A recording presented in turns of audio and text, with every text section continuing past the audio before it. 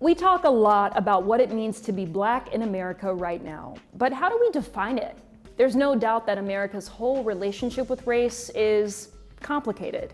This is a multicultural country that still hasn't really looked itself in the mirror, because when you dig into the history, the story is really messy.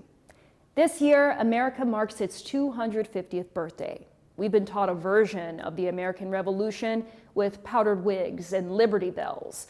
But the footnotes tell us something else. As many as 1 in 5 people fighting for independence were Black, Indigenous, or other people of color, free, enslaved, and often unnamed, helping claim a country that didn't yet claim them. That alone should make us pause. And then there's this. Genetic research shows that most African Americans have around 20 to 25% European ancestry, much of which is the result of white slaveholders raping Black enslaved women, which means Blackness in this country has never been about ancestry. It's been about power, a racial construct that defined who got to decide the rules and who had to live with them. But out of it, we birthed Black culture, our trials, our triumphs, our history, and our traditions. As the saying goes, in spite of it all, I would choose to be Black in every lifetime. So if Blackness isn't purely biological, but not just cultural, and certainly was never voluntary, what are the requirements to be Black in America now? To help unpack that, we're sitting down with historian and scholar Henry Louis Gates Jr., host of Finding Your Roots. His work reminds us that race isn't a fact of nature. It's a story America wrote, enforced, and keeps on editing. We're meeting up with him at American Ancestors in Boston, where we'll check out their new exhibit, Patriots of Color, which showcases 2 Black or brown revolutionaries from the 13 colonies, including my home state of North Carolina. By honoring their contributions to building, fighting for, and defining this country, we get closer to understanding why race and Blackness still shape so much of American life today. We know the problem. Now let's get to the root of it. I'm Paris Alston, and this is Rooted. Well, here's the first surprising fact that DNA analysis of African Americans shows. It shows that all African Americans are admixed. Not one African American has been tested by the major DNA companies who's 100% sub-Saharan African or 100% Black. Wow. Now the exception, people from the Georgia Sea Islands, the Gullah people, they've tested. But if you test a Black African, they're 100% sub-Saharan African. That means that all of us are mixed. All of us have white ancestry, which is a shock when you think about it, because everybody wants to be pure. You know, I want to be pure Black. Why do you think that is? Well, when I was growing up, there were a lot of people who wanted to be as white as they could.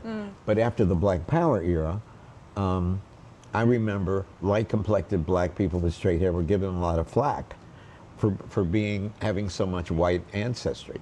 And many mixed-race Black people in the late 60s and early 70s would overcompensate, like having the biggest afro frizzed out the best they could, a closet full of dashikis. Yeah. And I used to think, you know, relax. Being Black is a multiplicity of colors. Blackness is a metaphor. Our Blackness extends from people who could pass like Walter White, or look at W.E.B. Du Bois. Does he look like a Black man? Du Bois actually had a condition which entailed him getting whiter.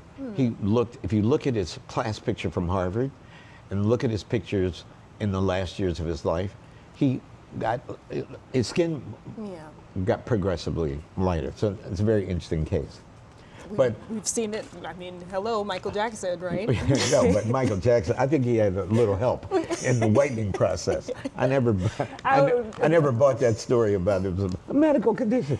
Cannot confirm or deny, but right. yes. But I hear what you're saying, but to the world, right?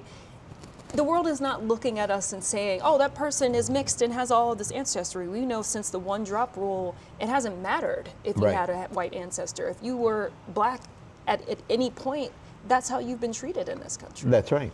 Well, in my own case, my grandfather never dreamed of passing, and he could have. Or my great-grandfather, whose father was white. our racial identity, quote unquote, is socially constructed. It would be ridiculous for me to walk around and say, well, I'm half white, you know. Yeah. You know, what are you talking about? I am 100% socially and culturally African American. But if you look at my DNA, half of my ancestors over the last 500 years were Europeans, and the other half were of African descent.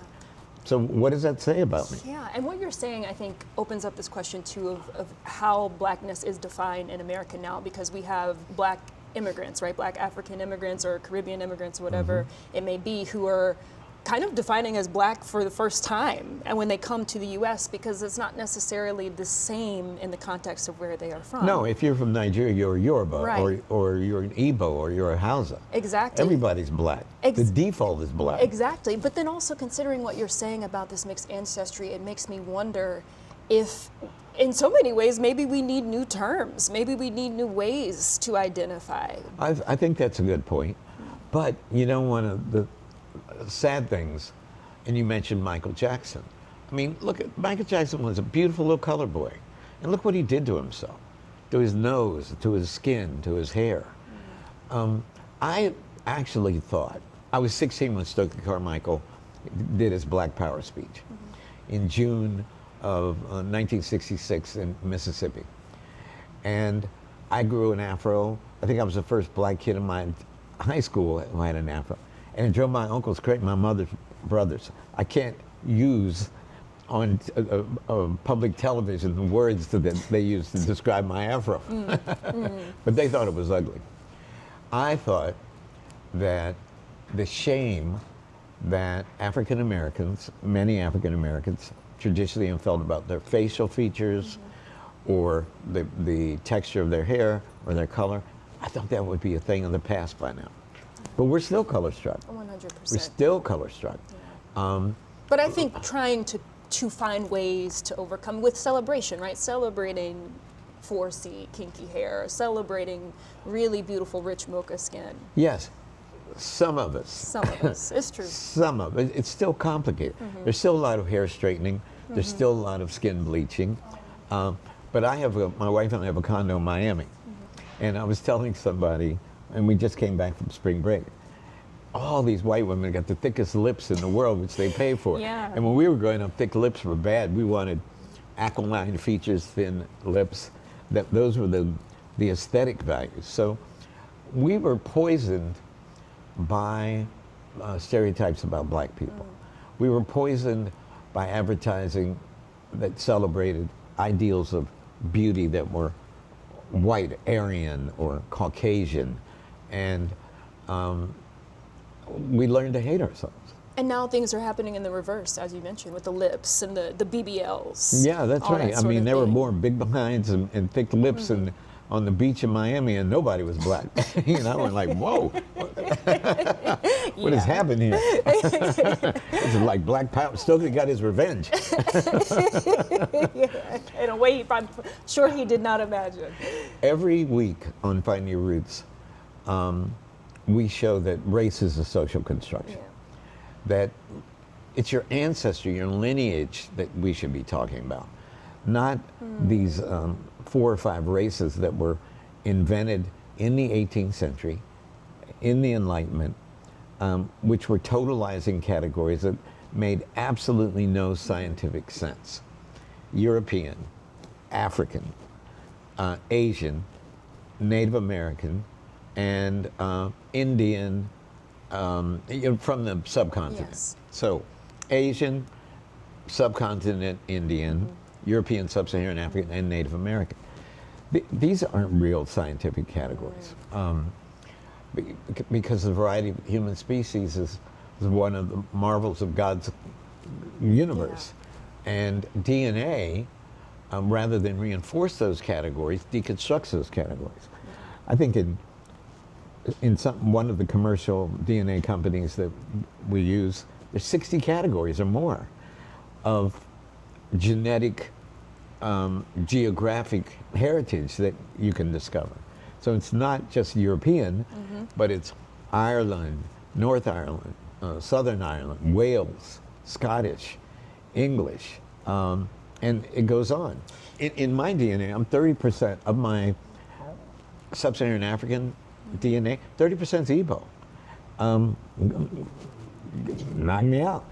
And this is the other reason that there's never been a better time for African Americans to trace their ancestry through DNA and the paper trail, is because the DNA analysis is becoming ever more sophisticated as well. So Alex Haley's dream was to find what we used to call the tribe or the ethnic group. Well, increasingly, by looking at genetic markers, scientists are able to do that. Yeah. So eventually, we'll be able to say, hey, you're 30% Wolof or Fulani.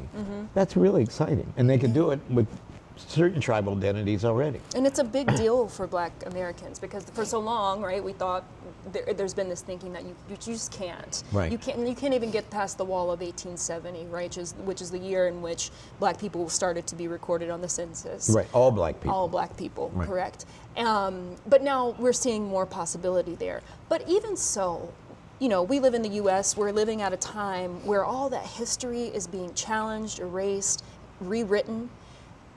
Is America ready to accept this multicultural identity in the way that you're talking about it? Well, whether or not America is ready to accept it, these are facts. And those of us who care about facts in journalism or in the academy have to insist on the right to teach the facts, the truth about the American past, the truth about the human condition, the truth about the African and African American experiences in the creation of this great nation. I mean, this is a war. We fought a culture war, as we called it, in the 90s, and it looks like patty cake compared to the war that we're in now. In the 90s, we were trying to get Zora Neale Hurston in the Norton Anthology of American Literature. Now, we have people with erasers trying to erase all that we've accomplished in restoring the African and African American past, to say that it didn't matter or it didn't count or it never happened. That's a serious war, and that we have to bolster ourselves and be strong and not let that happen. One example of the pushback is the American Ancestors exhibit, Patriots of Color, which That's right. highlights two patriots from the 13 original colonies who were Black, Indigenous, or multiracial. Even with those who fought in the Revolutionary War, for either side, not all of them got the freedom that they were promised. And to this day, right, Black people haven't gotten any reparations. How do we reconcile that now? I mean, it's great to discover the history, but what exactly do we do with it? Well, under this administration, I wouldn't be holding my breath waiting on the reparation check to come in the mail. We're trying to keep Black History Month together. We're trying to keep Frederick Right. Douglass in the They textbooks. already wiped MLK Day from the Free National Park Initiative. Yeah, you know, it's that's scandalous.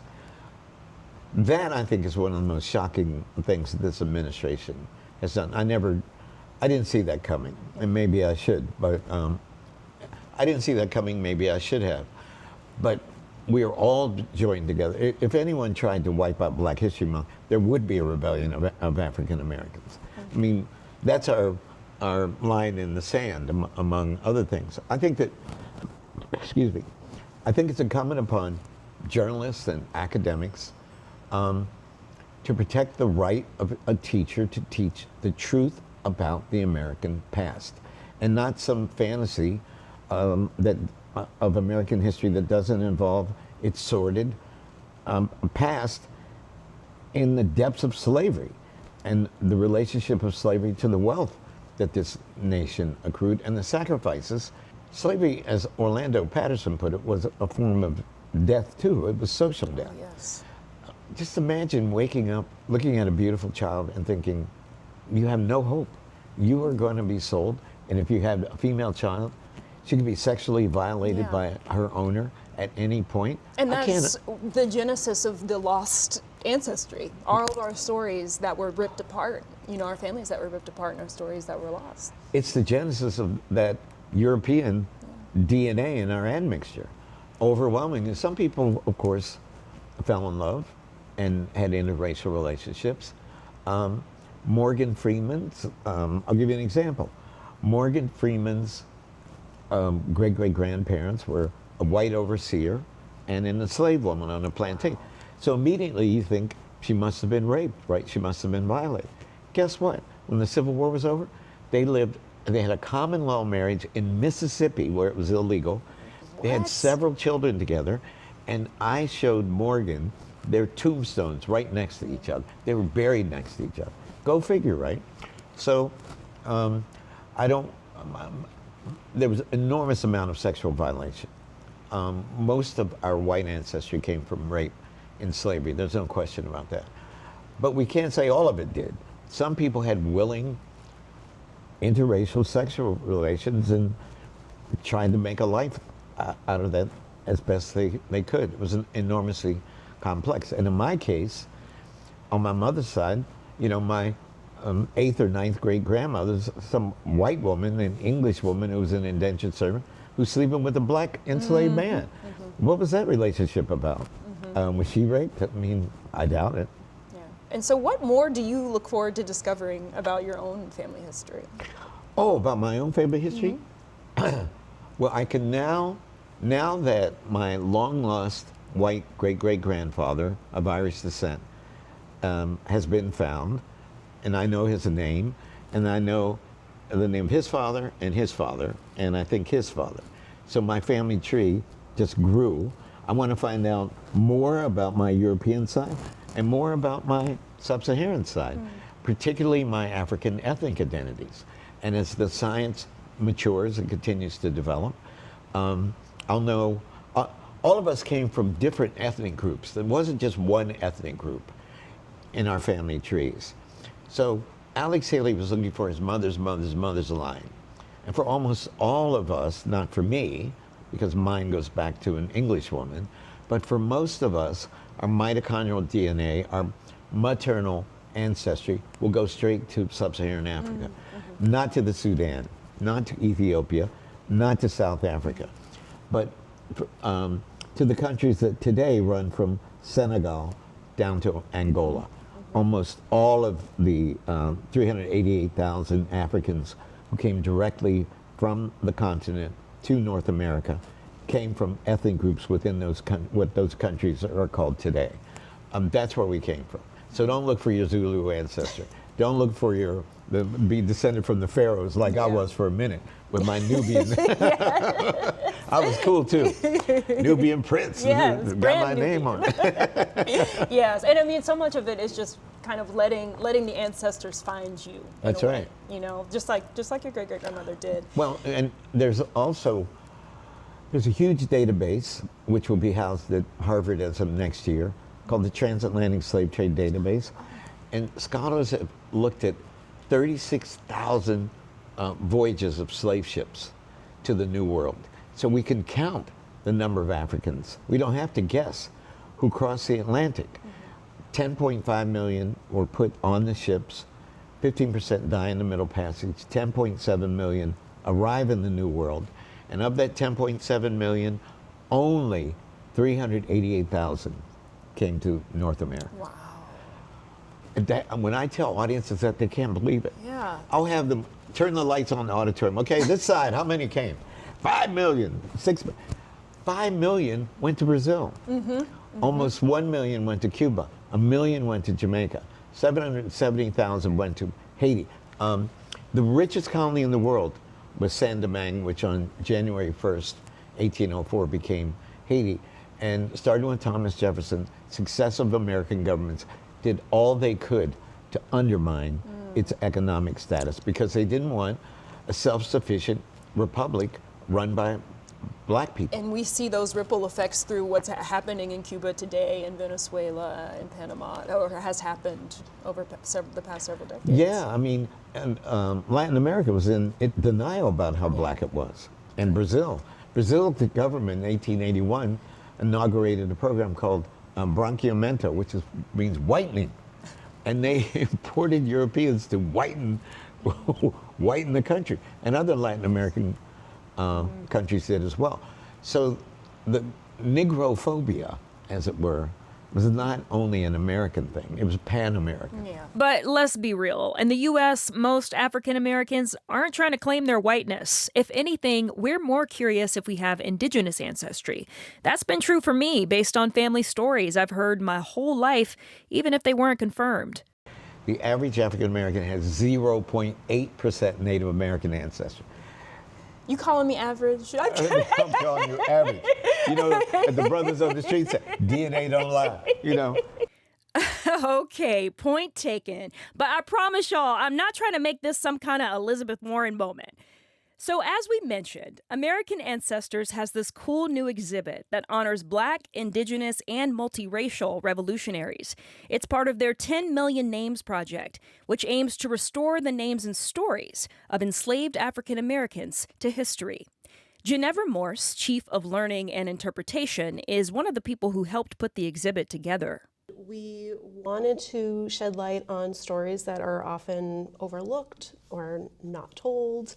And so we looked through our archives and our collections through kind of a new lens, and we started to see all of these stories starting to emerge. She says they also wanted to tell the stories of living descendants of these patriots. Two of them are sisters Beverly Hector Smith and Carol Hector Harris, whose fifth great-grandfather, Clark Motrick, fought in the Revolutionary War. And I'm thinking, I went to school in Boston. They never said any black people were in the Revolutionary War. So I was like over the moon that we had this information. For them and so many others, learning how their family's history connects to the American Revolution paints a different picture of this nation's fight for freedom. I think so often, right, American history, especially when we think about the founding of America, it's a story that's whitewashed. Yes. Yeah. But this is a reminder that this was a very multicultural society even then. Absolutely. And I think it's important too, the exhibit is both looking at Black patriots as well as Native Americans and multiracial individuals. And it's a story that, there were thousands of patriots of color, even more Black loyalists that we know of. And I think the concept of freedom during that time had so many different meanings to different people, too. I hope this exhibit kind of expresses or brings to light that family history, yes, it's about names, dates, stories, but it's also about the greater historical context as well. For Black people, that historical context is slavery. While anywhere between 5,000 and 10,000 freed and enslaved African Americans participated on the Continental Army side, around 20,000 joined forces with the British, hoping to gain their freedom. Many of them did, while others did not. And as we know, emancipation in the U.S. didn't happen until nearly 80 years after the Revolution ended. But in Massachusetts, one woman's journey to freedom helped end slavery in the Commonwealth altogether. Her name is Elizabeth Freeman. She's featured in this exhibit as an example of someone whose existence is revolutionary in and of itself. Lisa Shepperson is Freeman's sixth great-granddaughter. She's been working with American Ancestors to discover her genealogy since 2024. So, Lisa, before you found out about your grandmother Freeman, what was the narrative that your family had about your history, especially as it relates to enslavement? Well, we didn't talk a lot about slavery. Of course, slavery is a sore spot for Black people today and forever. I feel like it will always be. Knowledge is power, and we should, and I do now. I talk more about it now than I've done ever. Do you think that stories like the ones in this exhibit and like your grandmother Freeman's could make slavery an easier subject to discuss? Yes, I do. Like I said, knowledge is power. So once you start teaching it or showing and helping them understand the things that our ancestors went through versus what we're going through right now, because there's still that piece, whether people see it or not. And they do see it, they choose not to see it. There's also the hope that knowing more of this history helps future generations understand it better. To make that connection, American Ancestors partnered with students from the Cambridge Community Arts Center's Teen Public Art program. They made the silhouettes you see as part of the exhibit. How did you use context clues to come up with the silhouettes you produced? The main context clues that I used were their birthplace, like where the story started. I also used different key details in their lives, like whether they went to war, whether they were, I don't know, let's say like a pirate or something, like what different props would suit their personality the best. When I saw that Prince Ames was like in the army, I was like, oh, I need to get some sort of rifle or something. You could be creative with what you wanted to put, or like, oh, you wanted him to look cool with the rifle. Do you want him to look stoic with a hat? Like, What would you say you learned about what it was like to be a Black or brown person in the colonial era versus what it's like now and how it connects to your own experience? the saying, we have to work twice as hard to get half as far, and I really saw that in the stories where people's stories are just buried deep under the ground and they're not recognized for it as other colonial historical people are that are probably a little lighter in shade than us. It makes me curious about if I have ancestors like that. I want to know their stories, like, sometimes I see Veterans Day not posts, but there's a parade next to my house, and I always wonder, I wonder if somebody that I'm related to was in the war, or someone who I'm related to is possibly buried at that same veterans place that I just don't know about yet. And thanks to improvements in genealogy, the potential of making a connection like that is higher than it's ever been. You just have to go looking. So there's a lot more climbing I have to do up my own family tree, but I'm curious, what do you know about yours? Drop us a line and be sure to keep up with us wherever you stream or scroll. Thanks so much for watching, and until next time, stay rooted.